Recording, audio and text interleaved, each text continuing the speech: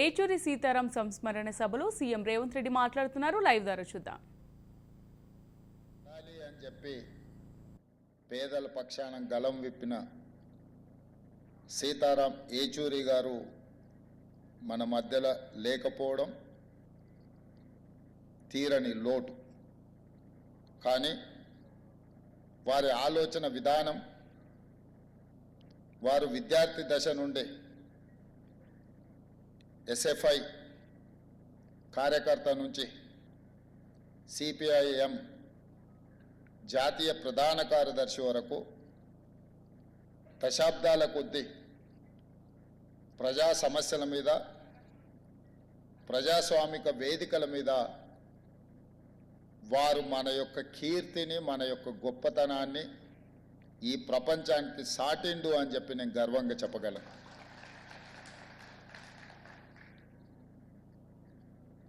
వారిని నేను తక్కువ కలిసిన, కాకపోతే పిసిసి అధ్యక్షుడు అయిన తర్వాత ఒక 2 సార్లు కలవడం జరిగింది. వారితో కొన్ని అంశాలు మాట్లాడుతున్నప్పుడు, వారితో మాట్లాడుతుంటే కీర్తిశేషులు జయపాల్ రెడ్డి గారితో మాట్లాడినట్టుగా నాకు అనిపించింది. ముఖ్యంగా మన రాష్ట్రాల నుంచి, మన ప్రాంతం నుంచి జాతీయ స్థాయిలో సిద్ధాంతపరంగా కానీ, విధానపరమైన ఆలోచన విధానంలో కానీ జైపాల్ రెడ్డి గారి సమకాలికులు సీతారాం ఏచూరి గారు అని చెప్పి మనం గట్టిగా చెప్పొచ్చు. బ్రతికున్నంత కాలం నమ్మిన సిద్ధాంతం కోసం నిలబడే వాళ్ళు చాలా కొద్దిమంది. రాజకీయాలలో ఉన్న ప్రజాప్రతినిధులు చాలామంది ప్రజాప్రతినిధులుగా ఎదగడానికి ఇచ్చిన ప్రాధాన్యత నమ్మిన సిద్ధాంతానికి ఇచ్చేది చాలా అరుదు. ఆ నమ్మిన సిద్ధాంతం కోసమే ఆఖరి శ్వాస వరకు నిలబడ్డ వ్యక్తి కామ్రేడ్ సీతారాం ఏచూరి గారు. చాలామంది నేను ఈ దేశానికే అంకితం, నేను ఈ ప్రజలకే అంకితం అని ఉపన్యాసాలలో చెప్తుంటారు. కానీ ఆచరణలో చాలా తక్కువ.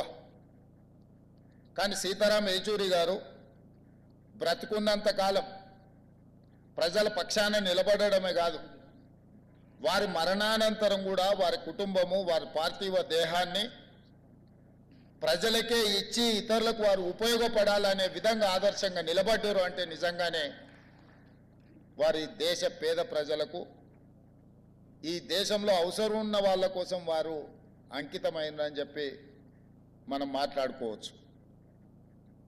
ఈరోజు విలువలు, సిద్ధాంతాలు అంతరించిపోతున్న సందర్భంలో, చారిత్రాత్మకమైన సందర్భం, దేశం మీద భారతీయ జనతా పార్టీ లేదా భారతీయ జనతా పార్టీ లాంటి ఆలోచనలు ఉన్నవాళ్ళు అధికారం కోసం జమిలీ ఎన్నికల ముసుగులో ఈ దేశాన్ని కబలించాలనుకుంటున్నప్పుడు అత్యంత చారిత్రాత్మకమైన కీలకమైన సందర్భంలో సీతారాం ఏచూరి గారు లేకపోవడం ఈ దేశానికే తీరని నష్టము అని చెప్పి రాహుల్ గాంధీ గారు ఏ ఆలోచన, ఏ మాట అయితే చెప్పినరో నేను 100% ఏకీభవిస్తున్నా. రాహుల్ గాంధీ గారికి, గాంధీ కుటుంబానికి సీతారాం ఏచూరి గారితో చాలా సన్నిహిత సంబంధాలు ఉన్నాయి. రాహుల్ గాంధీ గారు సీతారాం ఏచూరి గారిని ఒక ఫ్రెండ్గా, గైడ్గా, ఫిలాసఫర్గా, ఒక సిద్ధాంతకర్తగా బాగా ఇష్టపడతాడు. వారు చనిపోయినప్పుడు అమెరికాలో ఉన్న రాహుల్ గాంధీ గారు ఈ అంశాన్ని వారే మనందరికీ చెప్పడం జరిగింది.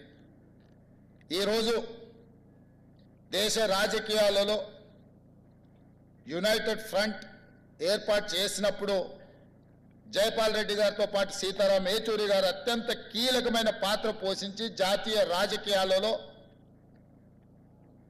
ప్రజల పక్షాన నిలబడాలని ఆలోచన చేసినప్పుడు వారు బాధ్యతాయుతమైన బాధ్యతను నెరవేర్చి ఇదే కాదు 2004లో UPA 1 UPA 2 Congress party communist ఇతర రాజకీయ పార్టీలను కలుపుకొని యూపీఏ 1 యూపీఏ 2 ప్రభుత్వాలను ఏర్పాటు చేసి ఫుడ్ సెక్యూరిటీ బిల్ కావచ్చు, రైట్ టు ఎడ్యుకేషన్ యాక్ట్ కావచ్చు, రైట్ టు ఇన్ఫర్మేషన్ యాక్ట్ కావచ్చు, ఉపాధి హామీ పథకం కావచ్చు, ఇవి దేశంలో చాలా విషయాలను సమూలమైన మార్పు తీసుకురావడానికి తీసుకొచ్చిన చట్టాలు.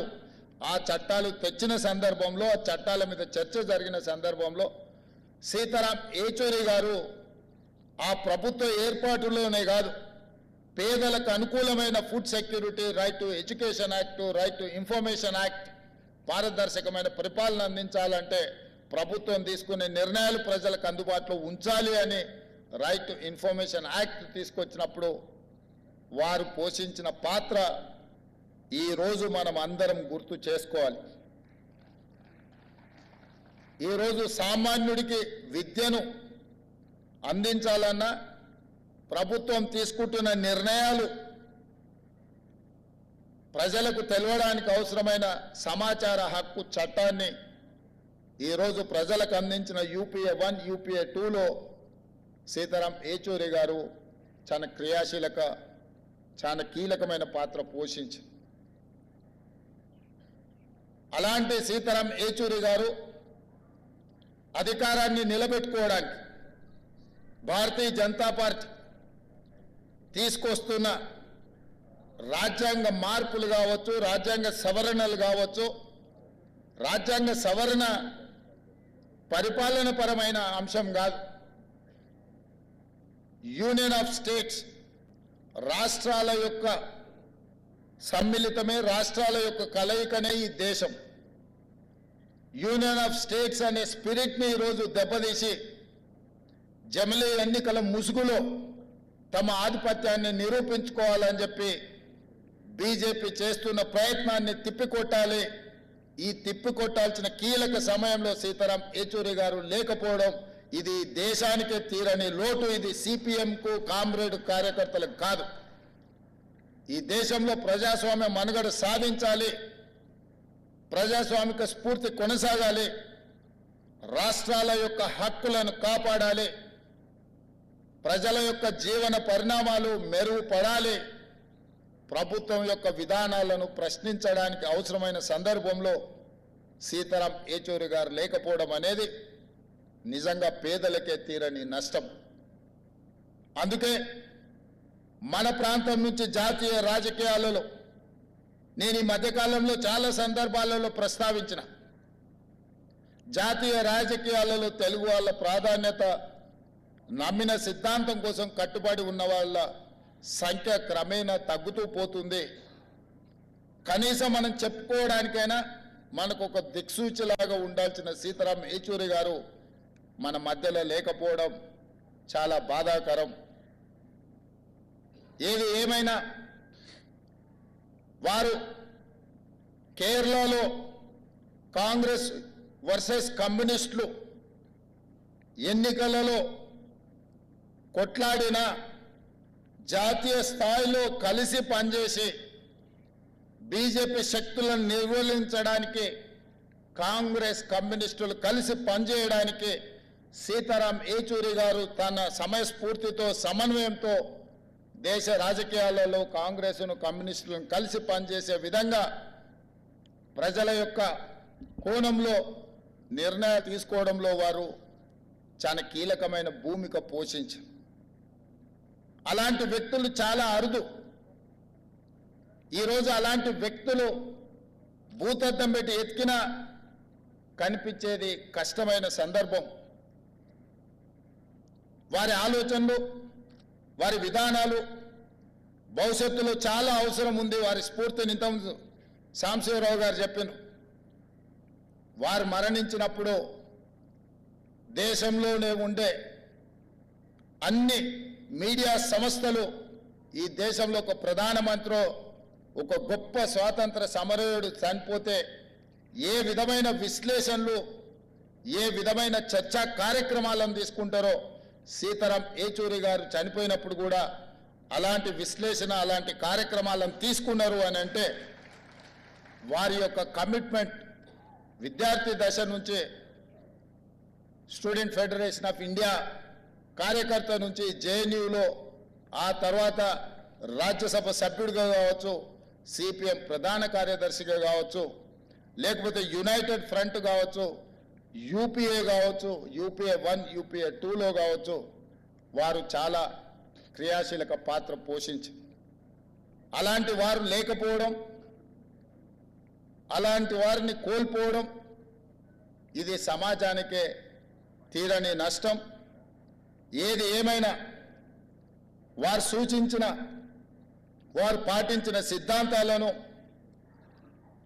ఈరోజు వారిని స్ఫూర్తిగా తీసుకొని కేంద్ర ప్రభుత్వం ఏదైతే జమిలీ ఎన్నికల్ని తీసుకురావాలనే ప్రయత్నం చేస్తుందో కేంద్ర ప్రభుత్వంలో రవనీత్ సింగ్ బిట్టు కేంద్ర మంత్రి ఒక కేంద్ర మంత్రి ప్రధాన ప్రతిపక్ష నాయకుడు రాహుల్ గాంధీ గారి మీద వాడిన పదజాలం నరేంద్ర మోడీ గారు ఖండించకపోవడము ఆ మంత్రి గారి మీద చర్యలు తీసుకోకపోవడం అనేది బీజేపీ యొక్క ఫ్యాసిస్ట్ విధానాలు ఈరోజు కళ్ళకు కనిపించినట్టుగా మనకు ఉన్నాయి. ప్రధాన ప్రతిపక్ష నాయకుడి మీద వ్యాఖ్యానించే ముందు కేంద్ర మంత్రివర్గంలో ఎవరో సామాన్య కార్యకర్త లేకపోతే వీధి రౌడీనో అలాంటి మాటలు మాట్లాడిందంటే వేరు. నరేంద్ర మోడీ గారి మంత్రివర్గంలో ఉన్న మంత్రి ఇట్లాంటి భాష ఇట్లాంటి ఆలోచన విధానంతో మాట్లాడడము ఇది ప్రజాస్వామ్య స్ఫూర్తికి మంచిది కాదు. ఇట్లాంటి తప్పుడు విధానాలు ఇలాంటి భాష ప్రయోగాలు చేసినప్పుడు ఒక జడ్జి లాగా వ్యవహరించే సీతారాం ఏచూరి గారు లాంటి లేకపోవడం మనందరికీ ప్రజాస్వామ్యానికి కూడా నష్టం అని చెప్పి నేను ఈ సందర్భంగా తెలియజేయదలుచుకున్నా. ఏది ఏమైనా జమిలీ ఎన్నికల్ని విభేదించడం జమిలీ ఎన్నికల్ని ఆ విధానాన్ని వ్యతిరేకించడం ఈరోజు భాషల మధ్య ప్రాంతాల మధ్య మతాల మధ్య చిచ్చు పెట్టి అధికారాన్ని కాపాడాలనుకుంటున్న భారతీయ జనతా పార్టీ విధానాలను సీతారాం ఏచూరి గారి యొక్క ఆలోచనలతో వాటిని నిలువరించాల్సిన బాధ్యత మన అందరి మీద ఉన్నది. ఆ విధానంతో మనం ముందుకు వెళ్దామని తెలియజేస్తూ మీ అందరి దగ్గర సెలవు తీసుకుంటున్న మిత్రులారా.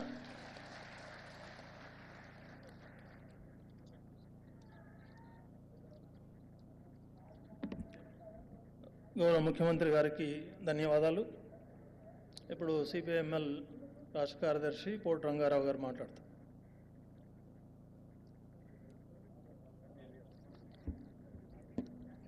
వేదిక మీద ఉన్న పెద్దలు, కామ్రేడ్ సీతారాం ఏచూరి గారి సంవత్సరాల సభకు హాజరైనటువంటి మిత్రులారా, కామ్రేడ్స్, ముందుగా నా తరపున సిపిఐఎంఎల్ మాస్ లైన్ కేంద్ర కమిటీ తరపున రాష్ట్ర కమిటీ తరపున కామ్రేడ్ సీతారాం ఏచూరి గారికి జోహార్లు తెలియజేస్తున్నా. మనిషి మాయమైపోతున్నటువంటి సందర్భం ఇది. పెట్టుబడిదారీ విలువలు, సరుకు, సమాజాన్ని శాసిస్తున్నటువంటి ఇలాంటి విలువల్లో ఇంతకుముందు ముఖ్యమంత్రి గారు చెప్పినట్టుగా పదవుల కోసం పార్టీలు మారుతున్నటువంటి స్థితి, ఎవరు ఏ పార్టీలో ఎప్పుడు ఉంటారో